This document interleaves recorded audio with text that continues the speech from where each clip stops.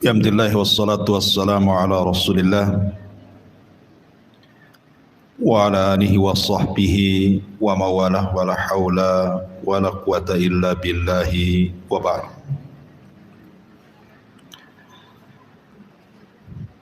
Alhamdulillah di pagi hari ini kembali kita seduduk untuk berthalabul ilmi dan salawat dan salam kita hadiahkan kepada Rasul kita Nabi besar Muhammad sallallahu alaihi wasallam. Kita lanjutkan kajian kita masih membahas kitab Arba'in Nawawi dan kita masuk pada hadis ke-32. An Abi Sa'id Sa'd bin Sinan Al-Khudri radhiyallahu anhu anna Rasulullah sallallahu alaihi wasallam qala la dharara wa la dhirar. Haditsun hasanun rawahu Ibnu Majah wa Daruqutni wa ghairuhuma musnadan. Wa rawahu Malik fil Muwatta mursalan an Amr bin Yahya an abihi anin Nabi sallallahu alaihi wasallam fa asqata Aba Sa'idin wa lahu turuqun yuqawi ba'duha ba'dha.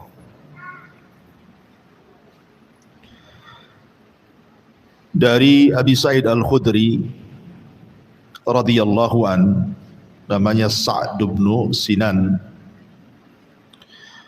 Wa Nabi sallallahu alaihi wasallam bersabda, la dharara wa la dirara. Tidak boleh seseorang itu menyakiti dirinya dan tidak boleh juga menyakiti orang lain. Hadis ini dengan banyaknya jalan, walaupun sebagian para ulama melemahkannya, tapi banyaknya jalan menguatkan satu dengan yang lainnya, sehingga Imam Nawawi rahimahullahu ta'ala menganggap hadis ini hasan, dikeluarkan dari Imam Ibnu Majah, Daruqutni dan yang lainnya. Taib. Nabi sallallahu alaihi wasallam dibekali oleh Allah Subhanahu wa taala dengan mukjizat yang disebut dengan jawami'ul kalim. Jawami'ul kalim itu artinya sedikit kata-katanya, ngomongnya itu singkat, tetapi maknanya padat. Itulah salah satu kelebihan Rasul dibandingkan nabi-nabi yang lain. Jadi Nabi diberikan jawami'ul kalim. Kalau ngomong itu Rasul tidak kayak ibu, panjang tapi intinya sedikit, ngalor ngidul nggak jelas. Tapi Nabi SAW itu singkat kalau ngomong, tapi syarat makna, padat maknanya itu. Contohnya di sini, Nabi hanya menyebutkan dua kata saja, la dharara wa la dirara. Jangan darar dan jangan dirar. Apa itu darar? Apa itu dirar? Arti darar artinya membahayakan diri sendiri, dan dirar itu membahayakan orang lain. Agama Islam ini adalah agama yang sempurna. Al-yawma akmaltu lakum dinakum wa atmamtu alaikum ni'mati wa raditu lakumul Islam dinan. Pada hari ini aku sempurnakan Islam kepada kalian, aku sempurnakan nikmat Islam untuk kalian, dan kuredho Islam sebagai agama kalian. Lah Islam ini karena agama yang sangat sempurna, paripurna, lengkap, tidak berhajat kepada yang lainnya, tegak di atas rahmat. Agama Islam ini tegak di atas rahmat, di atas kasih sayang. Makanya Nabi SAW difirmankan oleh Allah Subhanahu wa taala, wa ma arsalnaka illa rahmatan lil alamin. Tidaklah kami utus engkau wahai Muhammad kecuali untuk menebar rahmat. Lah salah satu rahmat yang diajarkan dalam Islam, kasih sayang diajarkan dalam Islam adalah la dharara wala dirar. Tidak boleh menyakiti diri sendiri, apalagi menyakiti orang. Itu bentuk rahmat. Bahwa Islam ini dinur rahmah, agama yang penuh dengan rahmat. Dan Nabi kita juga Nabi yang penuh dengan rahmat. Ma'asyiral muslimat yang dimuliakan Allah Subhanahu wa taala. Kalau kita melihat di dalam hadis-hadis Nabi sallallahu alaihi wasallam tentang kaidah la dharara wala dirar, atau dalam kalimat kaidah yang lain ad-dhararu yuzal, bahwa madarat itu harus dihilangkan. Pertama, la dirar, la dharar. Dharar itu artinya tidak boleh menyakiti diri sendiri. Perhatikan hadis Nabi sallallahu alaihi wasallam. Kata Nabi sallallahu alaihi wasallam dalam hadis Imran ibn Husain radhiyallahu anhu maqala, dia mengatakan, qala li Rasulullah sallallahu alaihi wasallam, Rasul bersabda kepadaku, shalli qa'ima fa illam tastati fa qa'ida fa illam tastati fa ala jambin. Salatlah berdiri. Kalau tidak sanggup jangan maksa. Duduk. Kalau tidak sanggup duduk jangan maksa.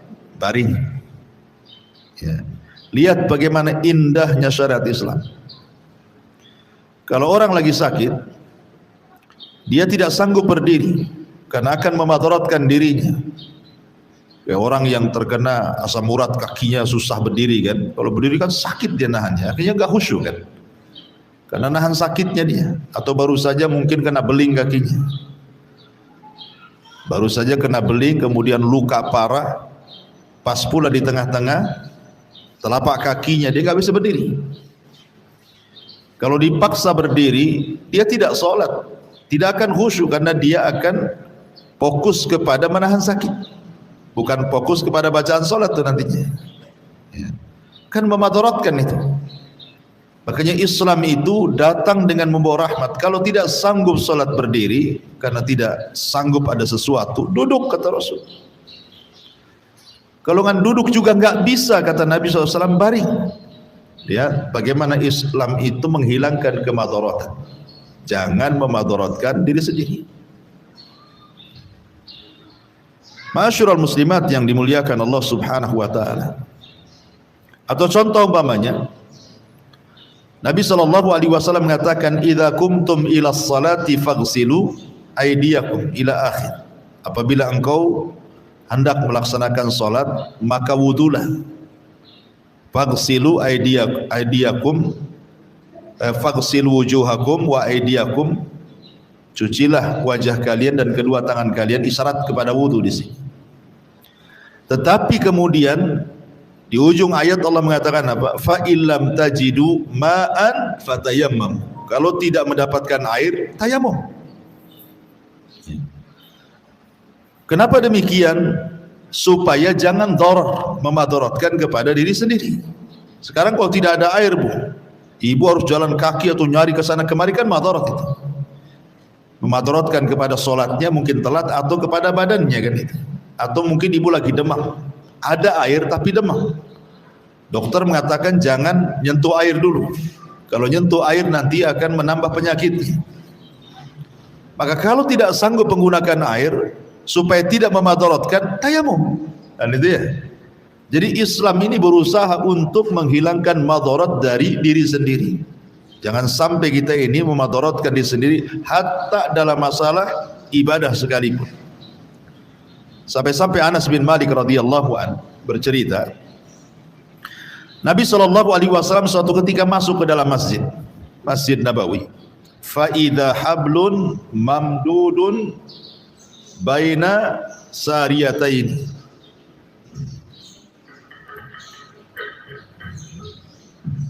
Jadi Nabi SAW masuk ke Masjid Nabawi, tiba-tiba ada tali yang diikat antar tiang. Di sini tiang, di situ tiang, diikat talinya dari sini ke tiang situ. Nabi SAW bertanya, ma hadzal habl? Ini tali siapa, ngapain diikat-ikat di tiang ini? Kemudian qalu, para sahabat mengatakan, hadza hablun li Zainab. Oh, ini talinya Zainab wahai Rasul. Zainab yang ikat tali ini dari tiang ke tiang. Untuk apa Zainab mengikat tali itu? Coba bayangkan. Kemudian mereka mengatakan, Zainab ini dia adalah wanita yang rajin sholat malam. Fa idza fatarat ta'allaqat bihi. Kalau dia sudah lelah karena kecapean berdiri, maka dia akan mengikat badannya di tali ini supaya enggak jatuh. Saking semangatnya sholat malam.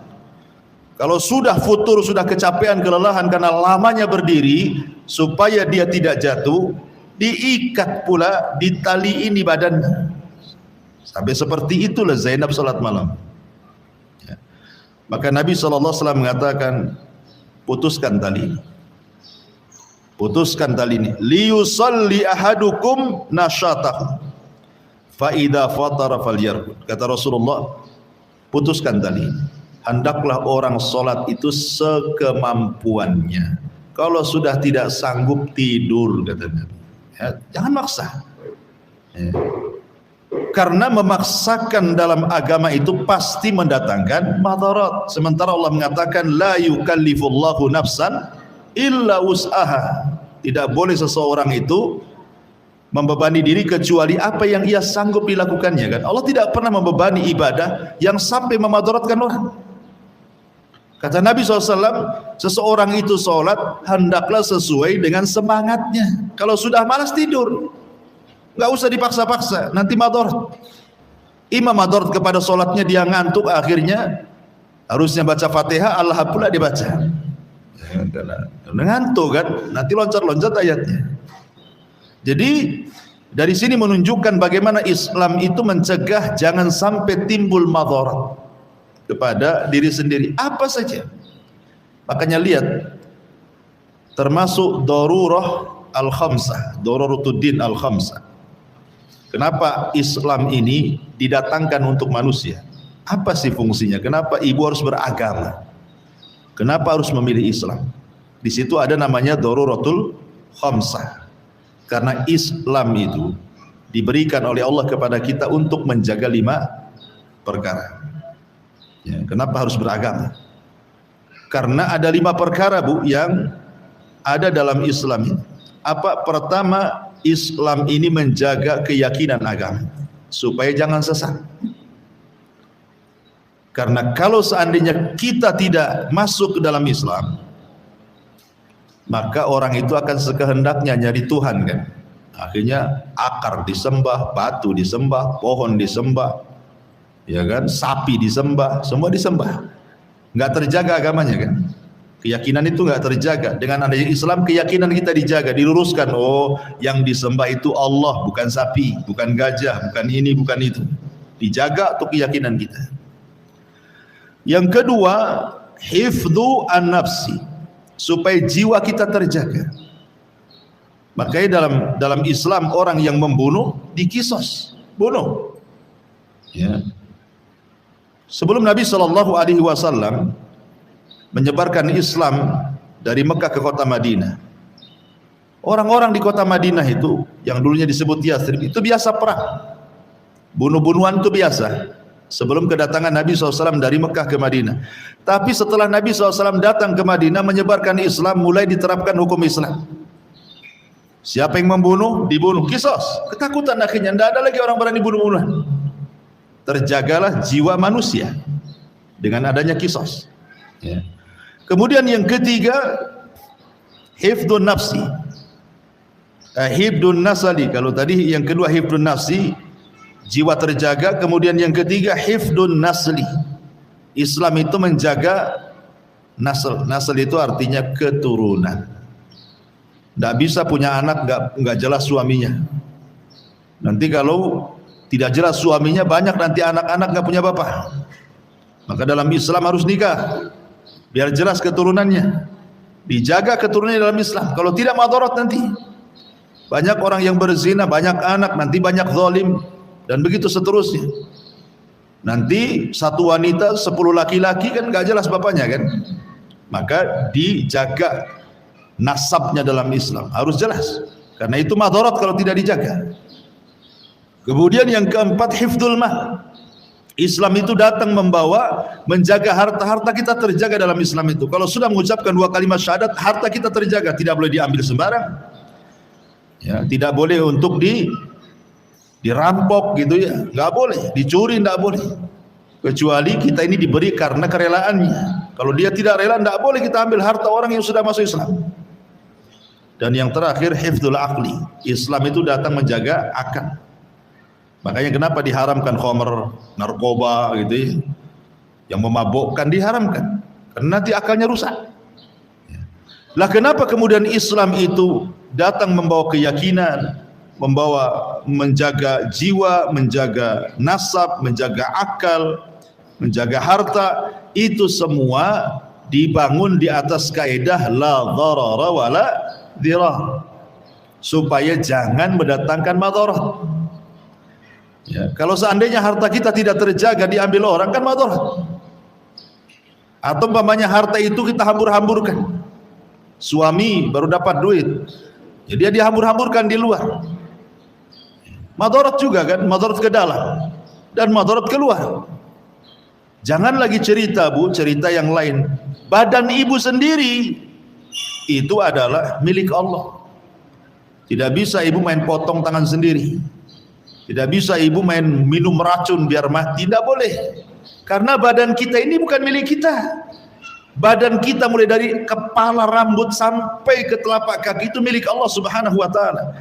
Makanya kenapa kemudian Nabi SAW sampai mengancam siapapun yang melakukan bunuh diri kan? Kata Nabi SAW, man qatala nafsan bihadidatin fahadidatuhu fi yadihi yatawajja biha fi batnihi fi nari jahannam khalidan mukhallada fiha abada. Barang siapa yang membunuh dirinya dengan besi, menusuk-nusukkan mungkin dengan besi ke badannya, atau memotong tangannya supaya nadinya putus gitu kan, dengan pisau, maka besi itu kelak akan berada di tangannya dan akan digunakan untuk menikam-nikam perutnya sendiri dalam neraka jahanam. Naudzubillah. Jadi di neraka itu dia akan disiksa sebagaimana dia matinya. Kalau dia bunuh dirinya dengan besi ya seperti itu. Di neraka jahanam dia akan melakukan hal yang sama. Ataupun kata Nabi SAW, wa man qatala nafsan bisammin fasammuhu fi yadihi yatahassahu fi nari jahannam khalidan mukhalladan fiha abada. Barang siapa yang bunuh diri dengan minum racun, maka kelak ia akan meminumnya sedikit demi sedikit dalam neraka jahanam, kekal di dalamnya selama-lamanya. Wa man taradda min jabalin faqatala nafsahu fahuwa yataradda fi nari jahannam khalidan mukhalladan fiha abada. Barang siapa yang bunuh diri dengan menjatuhkan diri di atas gunung, maka dia akan dijatuhkan dari tempat yang tinggi di dalam neraka jahanam, kekal di dalamnya selama-lamanya. Naudzubillah. Tentu kalimat kekal di dalamnya bukan berarti seperti kekalnya orang kafir, tidak. Jadi kalau dia muslim bunuh diri karena mungkin putus asa dengan ekonomi, putus asa dengan penyakit, akhirnya nggak tahan hidup, akhirnya mengakhiri hidup. Kata Nabi SAW dia akan dikekalkan. Maksudnya dikekalkan di sini bukan kekal selamanya, tidak. Karena kalimat kekal itu ada dua. Ada yang dimaksud kekal selamanya, ada yang dimaksud saking lamanya sampai disebut kekal. Akhirnya akan dimasukkan ke surga juga, tapi dia akan lama di nerakanya gitu maksudnya. Itu maksud di sini ya. Maksudnya kekal di sini artinya akan dilamakan itu nerakanya orang yang bunuh diri itu. Karena dia banyak melakukan dosa besar. Pertama biasanya orang bunuh diri itu kebanyakan karena putus asa dari rahmat Allah biasanya. Ya kan, tidak terima dengan ekonomi, tidak terima dengan kesehatan, sakit terus bertahun-tahun gitu. Ada masalah ya. Dengan suaminya, dengan anaknya stres, akhirnya ingin mati saja gitu. Diputus pacarnya, akhirnya bunuh diri gitu kan. Kan ada tuh. Ya, jadi di sini lihat bagaimana Islam sampai kemudian keras dalam hukuman orang yang bunuh diri. Kenapa? Karena bunuh diri itu mendatangkan madarat kepada diri sendiri, kan menyakiti dirinya itu. Minum racun menyakiti dirinya. Ya, kemudian mengiris tangan kan sampai urat nadinya putus keluar darah, itu kan menyakiti diri sendiri. Badan itu bukan milik kita, nggak boleh kita sakiti. Badan ini milik Allah.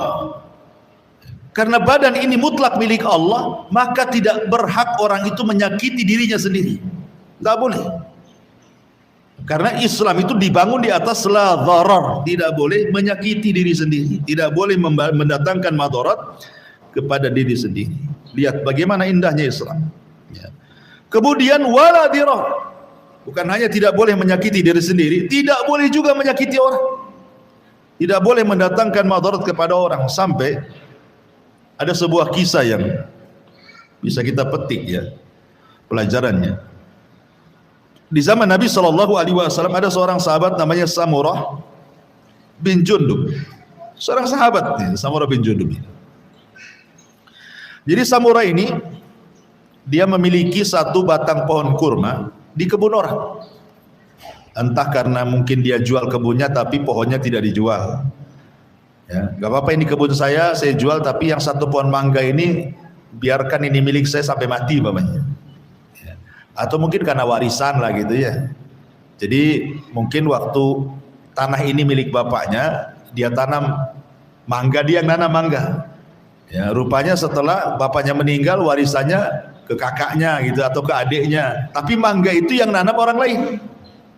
Ya, sehingga bukan hak dia. Jadi karena setiap hari sementara yang punya kebun itu rumahnya di situ. Ya, pohon kurmanya juga di samping rumahnya. Jadi setiap hari masuk kebunnya, akhirnya akan terganggu tuh yang punya kebun tuh. Ya, setiap kurmanya panen, diambil masuk ke kebunnya, dirawat. Jadi akhirnya terganggulah sahabat yang dalam kebun ini. Datanglah kemudian kepada pemiliknya siapa? Samurah bin Jundub ini. Jadi orang Ansor ini mengatakan kepada Samurah bin Jundub, ya Samurah, engkau ini sudah menyakiti kami di sini. Kamu bolak-balik ke kebun, ini kan kebunku. Kamu cuma punya satu pokok kurma. Bolak-balik ke kebunku, akhirnya mengganggu saya, anak saya, keluarga saya. Sudahlah, jual saja pokok kurmamu ini. Kata Samurah, tidak mau. Ya. Kalau tidak mau dijual, ya pindahkan saja. Gak mau juga. Nah, ini gimana nih? Dijual tak mau, dipindah pun tak mau. Maunya apa ini kan? Akhirnya dilaporkanlah kepada Nabi jadinya. Ya. Orang Ansor ini ngelapor kepada Nabi SAW. Kemudian Rasul memanggil Samurah ini. Samurah, sebaiknya kau hibahkan sajalah. Rasul merayu gitu ya. Kasihkan saja, hadiahkan sajalah pokok kurma itu ke orang ini. Kata Samurah, tidak mau. Kalau begitu jual sama dia. Nggak mau juga. Kalau begitu pindahkan. Tak mau juga. Oh, ini jadi masalah ya. Dikasih nggak mau, dijual tak mau, suruh pindah pun tak mau. Maka Rasul, innaka rajulun mudhar. Kau ini memang mau menyakiti orang aja hidupnya terus. Ya. Orang sepertimu ini mau menyakiti orang. Maka Rasul mengatakan, sini kamu sahabat Ansar. Ya. Dia tidak mau menghadiahkan kepadamu, dia tidak mau menjual kepadamu, mindah pun tak mau. Kalau gitu kau cabut, kau buang tuh pohon kurma. Sebenarnya. Bayangkan, akhirnya Rasul mengatakan, cabut saja pohon kurma itu, campakkan terserah di mana. Kemudian Rasul menghadap Samurah, innaka rajulun mudhar. Kau ini hanya nak menyakiti orang saja. Lihat bagaimana Nabi SAW itu kan sudah persuasif, artinya sudah berusaha cari yang terbaik kan. Karena bagaimanapun dia seorang nabi, seorang rasul, seorang hakim. Ya. Makanya Rasul mau mencari yang terbaik. Karena ini kan bolak-balik ke kebun orang, ganggu jadinya kan. Makanya Rasul pengen yang terbaik. Coba bayangkan, kasih 3 pilihan sama Nabi. Suruh dihadiahkan, tak mau juga kan itu. Disuruh dijual, kalau memang dihadiahkan rugi umpamanya kan, ya dijual kan dapat untung dia. Jadi nggak rugi kali. Atau dipindahkan ke kebun dia. Nah, kurang apa itu bijaknya Nabi SAW juga. Tapi kemudian Samurah bin Jundub tak mau pula gitu. Makanya kemudian Rasul mengatakan kepada orang Ansor, ini Samurah ini udah gak beres, cabut aja lah, campakkan aja lah pohon kurma itu. Lihat bagaimana Islam mengajarkan la dhirar. Jangan menyakiti orang. Ini nyakiti orang. Ya. Pemanya ibu bertetangga nih. Ibu bertetangga. Tong sampahnya punya tetangga sebelah. Ibu selalu nitip sampah ke sebelah gitu. Ya kalau sampah kering mungkin enak, sekali sampah basah bau busuk lagi kan. Enak di ibu atau enak di tetangga tuh? Enak di ibu lah. Dia depan dia ininya kan, tong sampahnya, kalau masuk dia dulu yang nyium. Ibu yang punya sampah dia pula yang nyium baunya. Jangan kasih madarat orang. Ini sama dengan kejadian Samurah bin Jundab jadinya kan. Termasuk meletakkan parkir depan rumah. Ini kan hati-hati. Ya. Jangan masuk dalam kaidah la dhirar, membahayakan orang atau merugikan orang atau menyakiti orang. Tapi ma'asyiral muslimat yang dimuliakan Allah Azza wa Jalla, lihat contoh yang lain umpamanya Allah Subhanahu wa taala berfirman, la tudaru walidatun biwaladiha wala mauludun lahu biwaladihi wa 'alal warithi mithlu dzalik. Tidak boleh seorang ibu menyakiti anaknya, tidak boleh juga seorang ayah menyakiti anaknya. Maksudnya apa? Terkadang ada suami istri itu bercerai, Bu. Suami istri bercerai, akhirnya rebutan anak. Ya, rebutan anak, gara-gara rebutan anak nih. Akhirnya kemudian istrinya sampai mendoktrin anak-anaknya, oh bapakmu itu orang jahat, karena kalau bisa dibencikan kemudian anak ini ke bapaknya. Kemudian bapaknya kalau ketemu anaknya sama juga, ibumu itu nggak beres. Yang rugi siapa? Kan anaknya nih.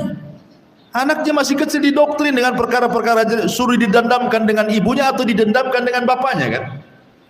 Maka kemudian Allah mengatakan la tudharu, jangan bawa madarat seorang ibu kepada anaknya. Begitu juga jangan bawa madarat bapak kepada anaknya. Kalau sudah cerai baik-baik saja lah kan gitu. Gimana bicarakan anak itu? Apakah ikut bapaknya atau ikut emaknya kan begitu? Kalau tidak bisa ke mahkamah. Nanti kan pengadilan nanti akan memutuskan dia berhak ikut siapa kan gitu. Apakah ikut ibunya, apakah ikut bapaknya? Kalau memang ikut ibunya, maka bapaknya tetap harus bertanggung jawab dengan anaknya, karena tidak ada mantan anak. Kalau mantan istri ada, kalau mantan anak enggak ada. Berarti walaupun anak itu tidak ikut bapaknya, 100% tanggung jawab bapaknya.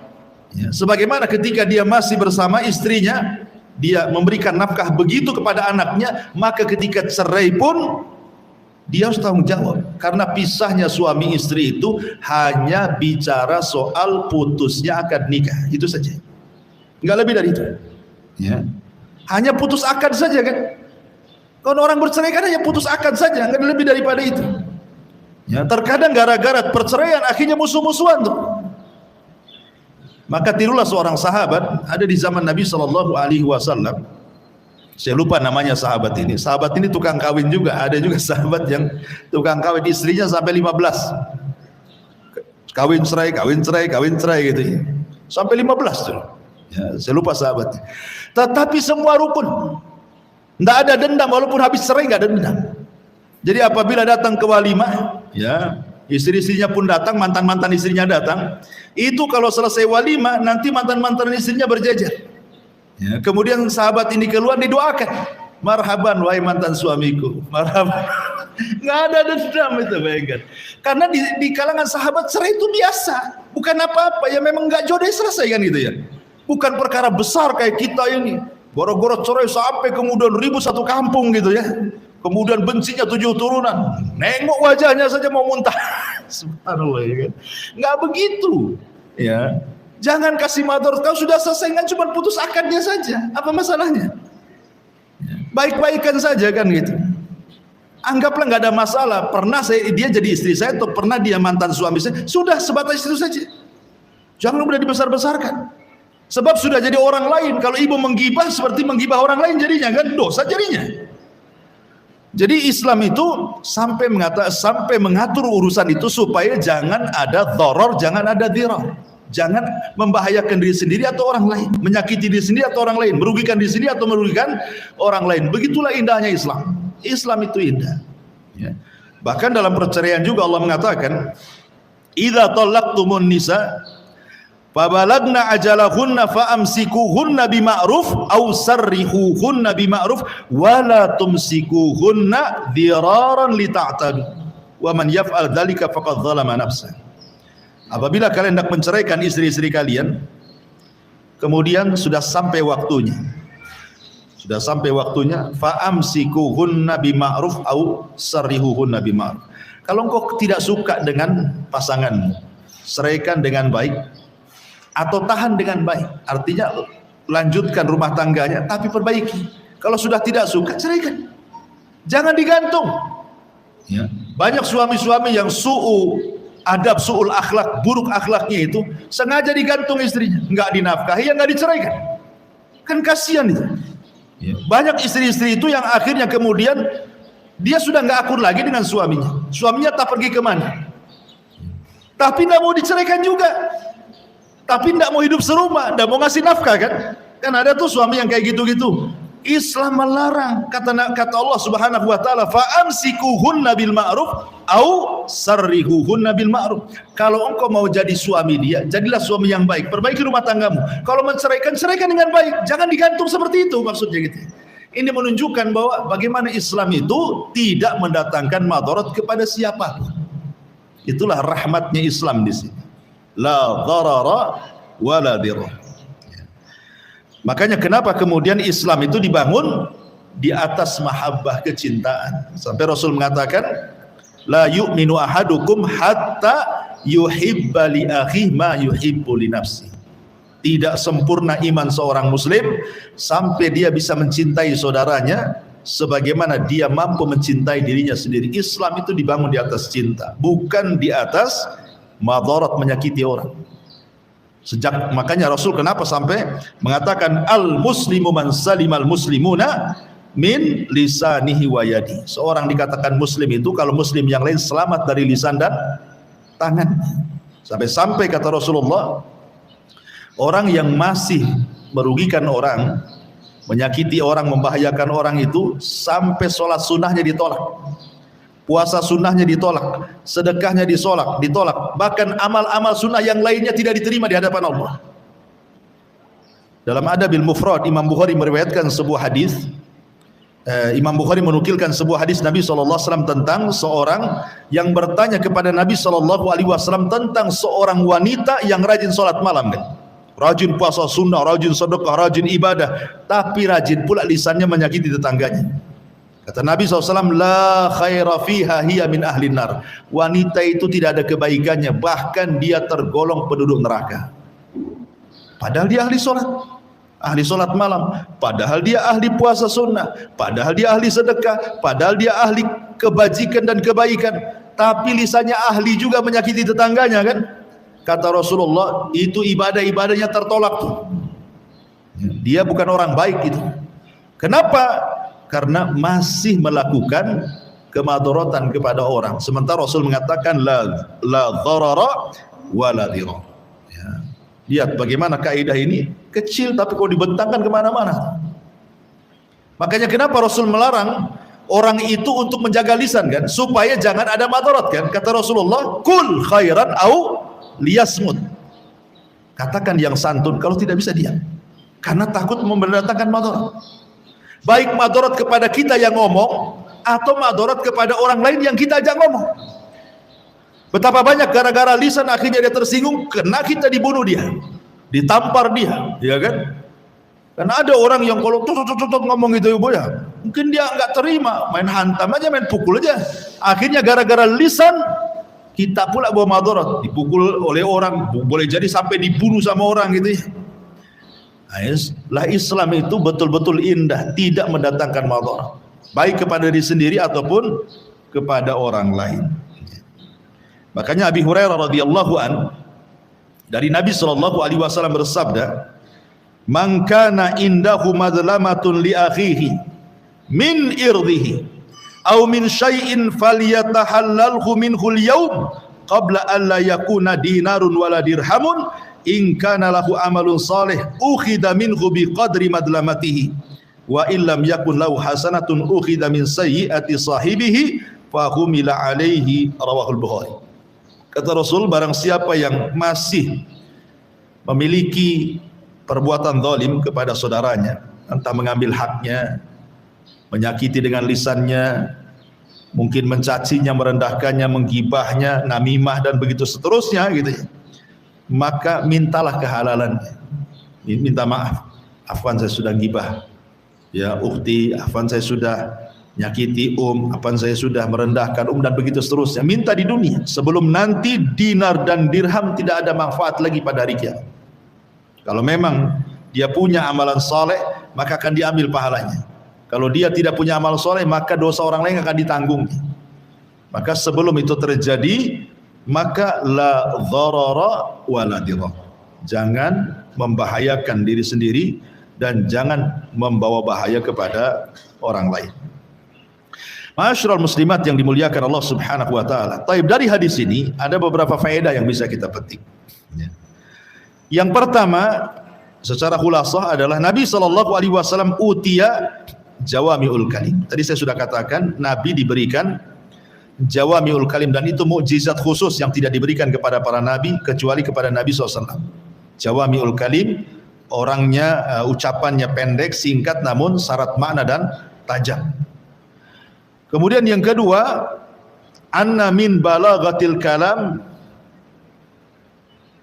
di sini ada al-ijaz, termasuk balaghahnya sebuah kata-kata gitu ya. Jadi kefasihan orang berkata-kata itu, dia mampu menyingkat sesuatu yang panjang jadi pendek. Jadi ibu kalau perlu kepada tetangga, ya ucapkan seperlunya saja. Ibu mau apa nih ke tetangga ini, mau menyampaikan sesuatu atau mau perlu sesuatu, ya itu sajalah yang diumumkan. Ini enggak bu, ya niatnya itu mau menyampaikan pesan orang, mungkin 2 detik 3 detik sanggup, tapi keenakan kemudian akhirnya ngobrolin orang. Anda tuh selesai nyampein orang itu, pesan orang, ngobrolin orang jadinya kan.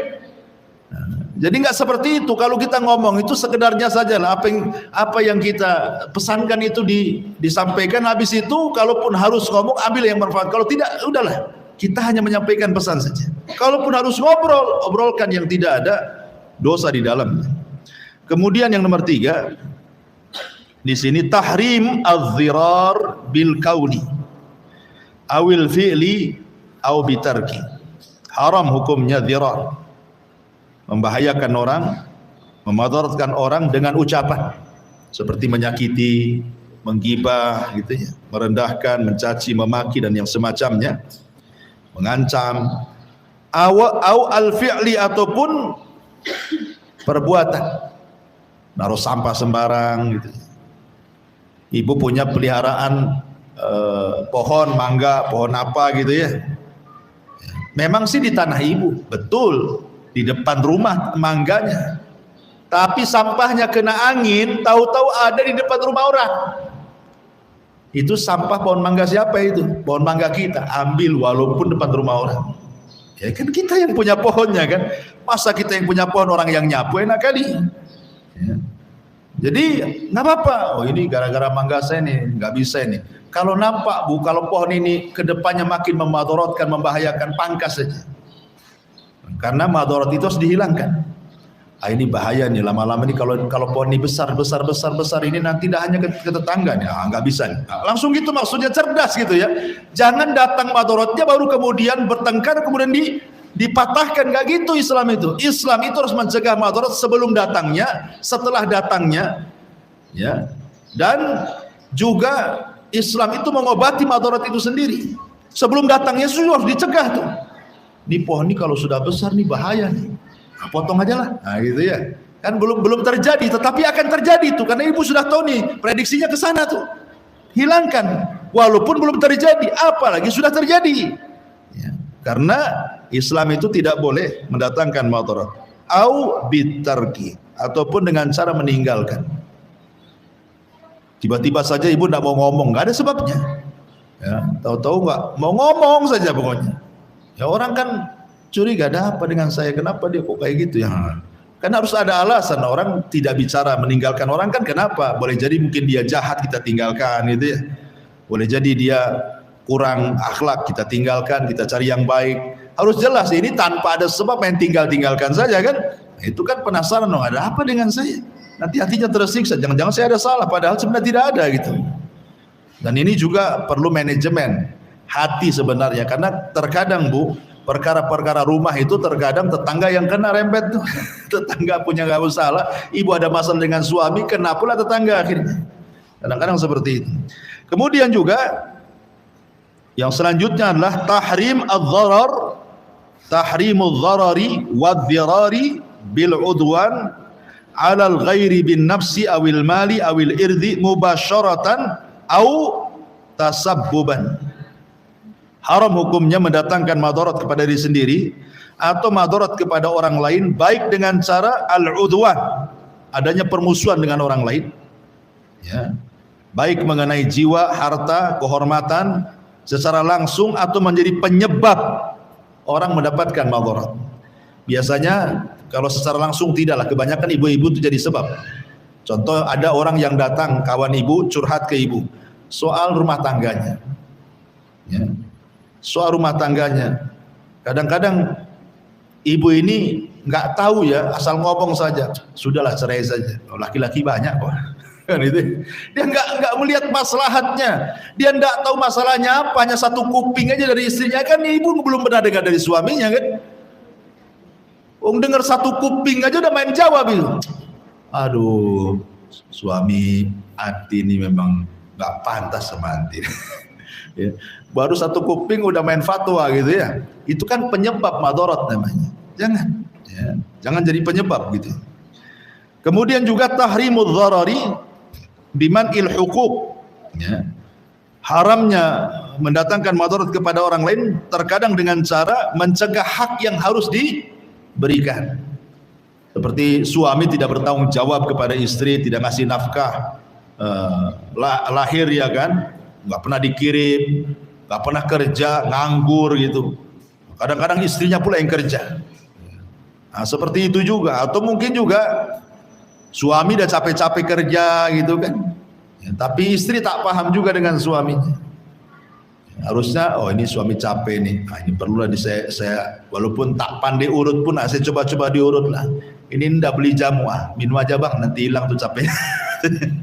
Jadi kadang-kadang istri nggak tahu diri itu kan, udah suaminya capek lelah, nampaklah lelahnya itu.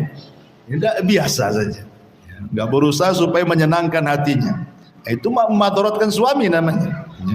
Kemudian juga di sini wujubu izalati dzarari, wajib wajib hukumnya menghilangkan madarat, itu wajib hukumnya. Jadi bukan sunnah, wajib. Ya, nggak boleh madarat itu ada, terutama kepada orang lain. Kemudian juga tahrimu ma yadurru bihil insan nafsahu aw malahu aw irdahu.